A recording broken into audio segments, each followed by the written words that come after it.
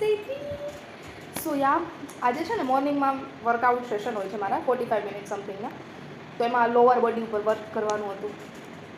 Hand literally યાર, calf muscles, hips muscles બધા ઉપર આમ વર્ક કરી આખી લોઅર બોડી છે કામ તમામ કરી નાખ્યું. એનું શોર્ટ મતલબ લાઈક બહુ ખાસ વર્ક કર્યું આજે મસલ ઉપર. પૂરેપૂરી આઈ થિંક મેં 30 to 35 મિનિટ્સ તો આપી જ હશે મારી લોઅર બોડીને. બીજી થોડી બ્રીથિંગ એક્સરસાઇઝ ને બધું કર્યું. So the moral of the story is like ખબર નહીં હમણાં કેમ but yeah I love એક્સરસાઇઝિંગ. Like પહેલાં તો મને એવું ક્યારે ફીલ ન થતું કે યા હું ફિટ છું આપણે કંઈ કરવાની જરૂર નથી એવી લાઈક ફિલિંગ આવતી.